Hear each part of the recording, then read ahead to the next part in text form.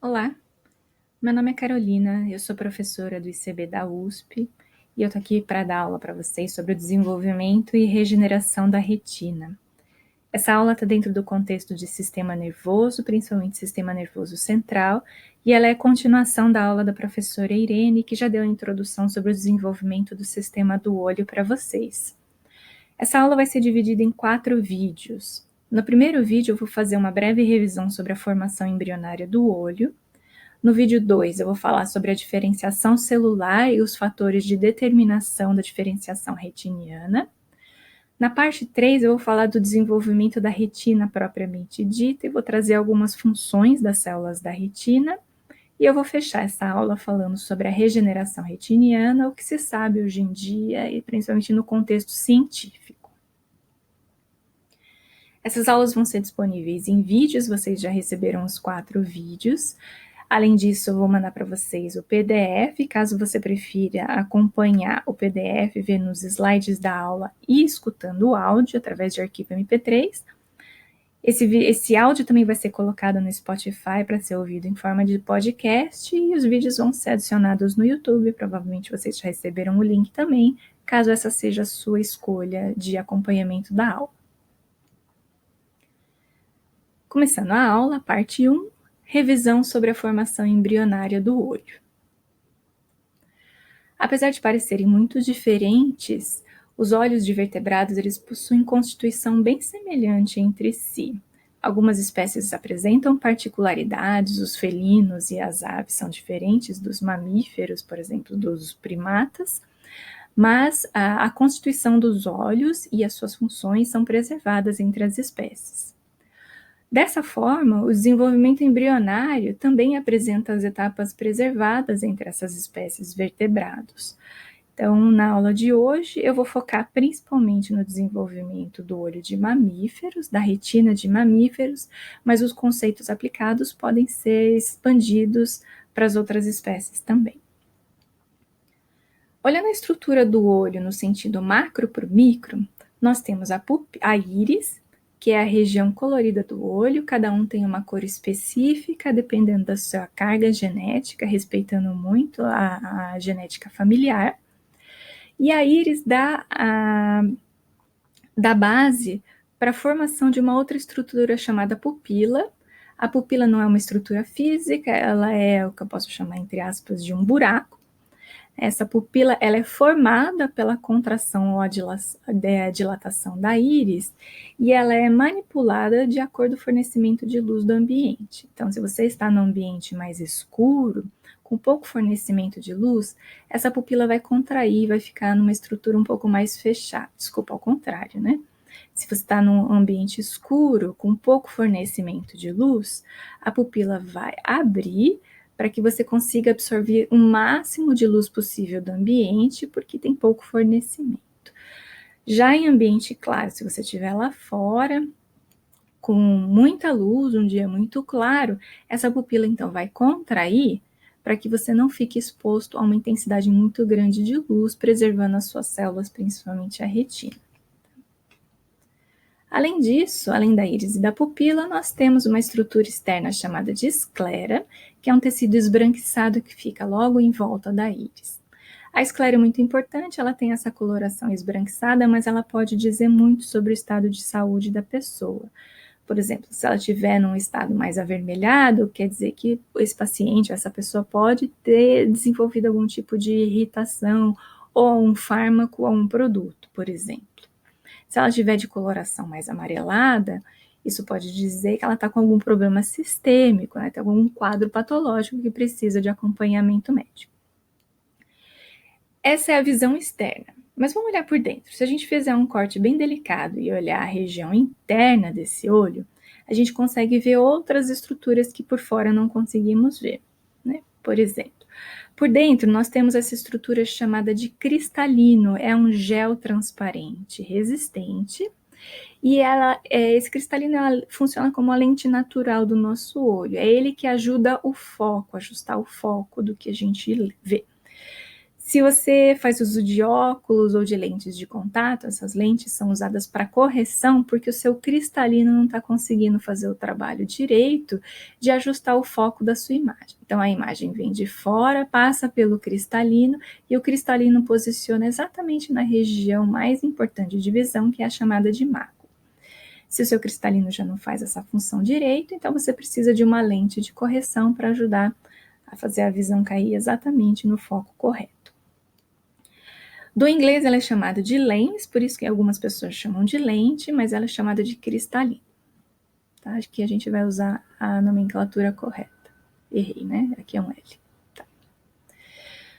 A retina, que é o tecido nervoso, fica no fundo do olho. É um tecido bem delicado, pequeno, e fica protegido atrás, tanto do cristalino quanto dessa estrutura líquida chamada de vítreo.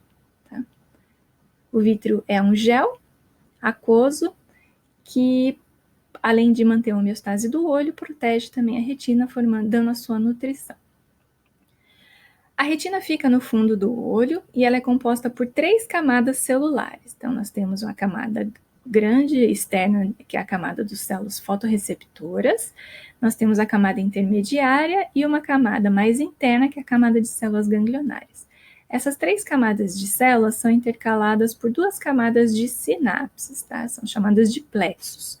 Por quê? Neurônios fazem sinapses. Para os neurônios se conversarem, precisa ter uma camada específica para que seus axônios e os dendritos se encontrem de forma correta. Na camada mais externa, nós temos as células chamadas de fotorreceptoras, que são as células que vão receber o estímulo luminoso e transformar em sinal elétrico. Nós temos os cones e nós temos ali na diária nós temos 3 outros tipos de neurônios, que são as horizontais, bipolares e as células amácrinas. Na camada nuclear mais interna, nós temos as células ganglionares. As células ganglionares são neurônios e os axônios dessas células vão dar origem ao nervo óptico. Vocês já viram pela aula da professora Irene todo o percurso que esse nervo óptico faz até chegar aos centros visuais. Então, eu não vou abordar essa estrutura aqui, mas saibam que os axônios dessas células, das células ganglionares, é que dão origem ao nervo óptico. As estruturas embrionárias que originam o olho são derivadas do folheto embrionário, principalmente do ectoderma. Então, o cristalino e parte da córnea é derivada do ectoderma, que é o não neural, que é aquele ectoderma que se fecha, mas não se forma em sistema nervoso. A retina e o epitélio pigmentado são derivados do neuroectoderma. Os músculos ciliares, a íris e a esclera, são derivadas da crista neural e uma parte da córnea é derivada do mesoderma. A retina se forma durante a neurulação. Após a gastrulação, a formação dos 3 folhetos, nós começamos o processo de neurulação, que é a formação do sistema nervoso propriamente dito. Nesse estágio, acontece a formação da vesícula óptica, com P, que vai possibilitar a formação do olho propriamente dito. Então, é durante a neurulação que acontece a formação de uma estrutura chamada de tubo neural.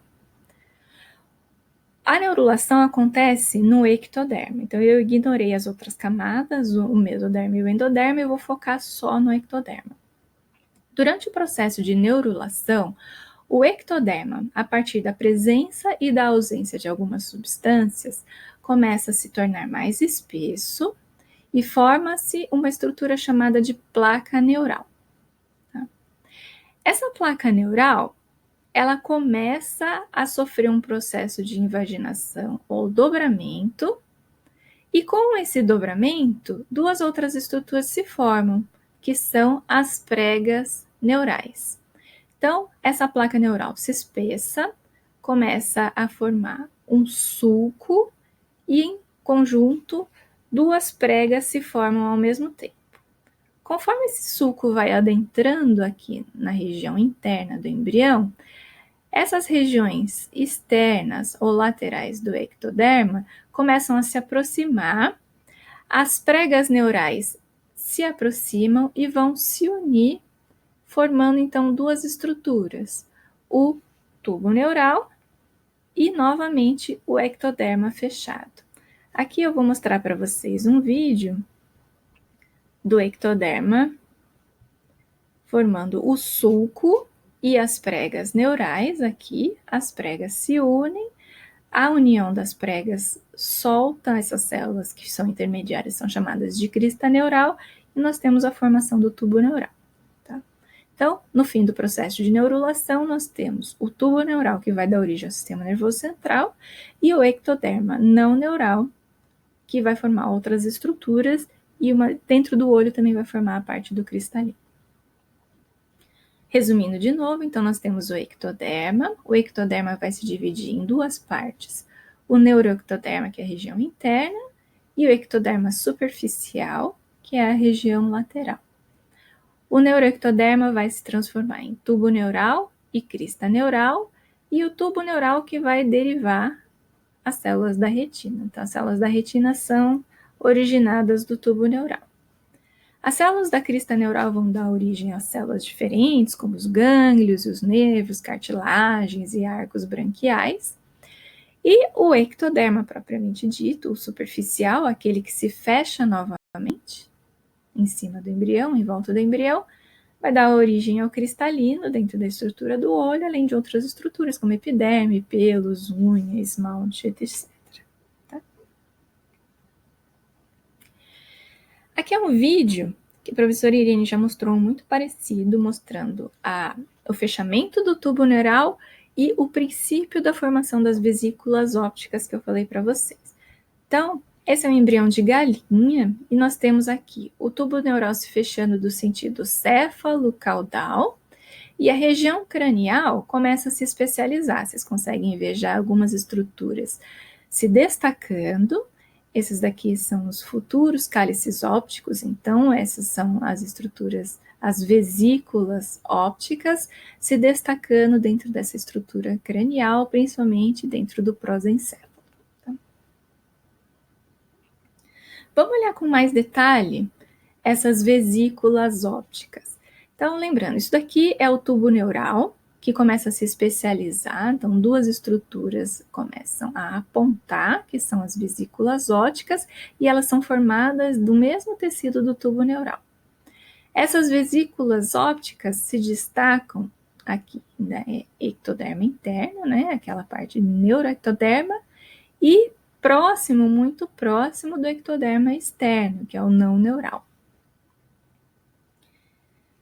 Um outro vídeo, esse com certeza a professora Irene mostrou para vocês.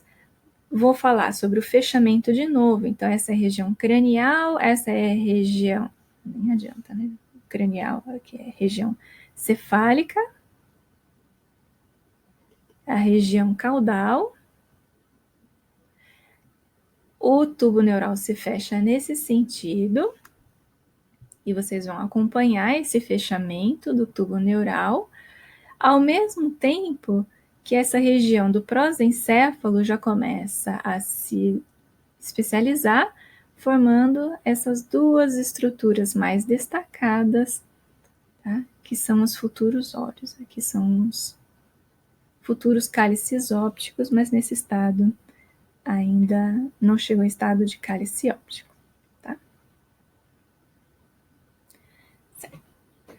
Então, o olho vai se desenvolver a partir da vesícula óptica, que se forma a partir do tubo neural. A vesícula óptica vai dar origem à retina. Em contrapartida, o ectoderma superficial, que permeia essa vesícula, ou seja, o ectoderma sobrejacente, vai formar o cristalino. Essas duas estruturas vão trabalhar em conjunto. Então, a vesícula óptica do tubo neural, mais o ectoderma sobrejacente, que é o ectoderma não neural, vão formar retina e cristalino. Ok, esse é um vídeo curto, então, mostrando a parte interna, o tubo neural, formando as vesículas ópticas, e elas começam a se especializar. Então, as vesículas ópticas invaginam, chegam muito próximas do ectoderma não neural, e aí começa a acontecer uma invaginação dessa vesícula, formando uma estrutura em forma de cálice, ou seja, como se fosse um copo, né? Então, aqui é o tubo neural que invaginou a partir da vesícula óptica, e aqui, se vocês repararam, o ectoderma externo ou não neural também começou a invaginar, formando uma outra estrutura. Vamos continuar?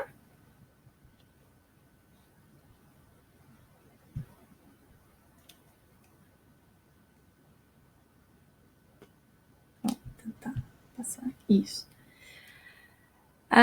Continua, então, a invaginação do ectoderma interno neural e o não neural, e aqui a gente já tem o primeiro resquício de olho ou do sistema visual.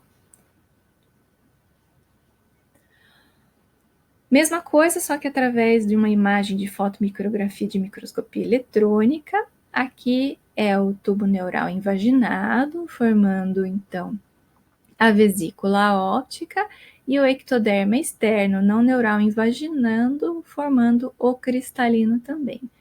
Essa é uma etapa mais inicial, essa já é a etapa seguinte. Então, aqui é a parte toda da retina neural, derivada do tubo neural.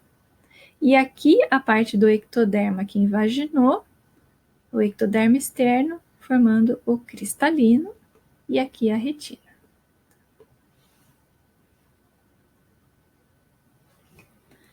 Ok.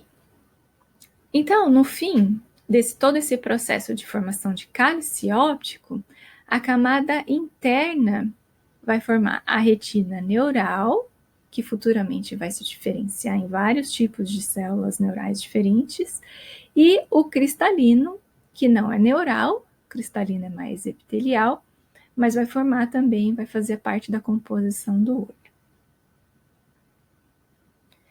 Quero falar rapidinho sobre uma estrutura periférica chamada de corpo ciliar. Então, eu virei agora tá ao contrário, tá? Essa região aqui é o cristalino e aqui é a região da retina. E o corpo ciliar é uma estrutura formada pela borda do cálice óptico. Então, aqui tem o cálice óptico que invaginou, aqui. E aqui é o epitélio que invaginou também. O corpo ciliar é uma região que é o dobramento dessas duas estruturas. É o dobramento dessas duas estruturas, vai formar a borda. Essa borda começa a se aproximar, tá? Até chegar na parte mais frontal e vai dar origem à íris. Então, aqui tem íris e corpo ciliar. E interessante que essas estruturas são tecidos epiteliais, então eles são derivados de progenitores retinianos, neurais, mas no fim das contas eles se tornam epiteliais, provando que eles compartilham os mesmos progenitores. Então, células epiteliais da retina mais células neurais são derivados dos mesmos progenitores. Então, ao fim do desenvolvimento do cálice óptico, nós temos essa camada neural, chamada de retina neural, com células muito simples, ainda são progenitores retinianos, elas não se especializaram ainda, são só células tronco, não se especializaram em neurônios. Porém, no fim do desenvolvimento da retina, nós teremos estruturas bem complexas. Nós teremos as 3 camadas neurais, né, intercaladas pelas camadas de plexo, e isso tudo vai derivar dessa camada simples de células progenitoras retinianas, através de complexos processos de sinalização, que eu vou falar nas próximas aulas. Então, a retina ela é composta por diferentes tipos de neurônios e células da glia. Nós temos os cones, os bastonetes, as células de Miller, as células horizontais, as bipolares, as amácrinas e as ganglionares. Porém, como surgem todos esses tipos diferentes de células a partir de um progenitor comum, é o que vai dar origem a essa complexa estrutura que é a retina. Então, na próxima aula, eu vou falar exatamente sobre a determinação celular e os fatores de diferenciação.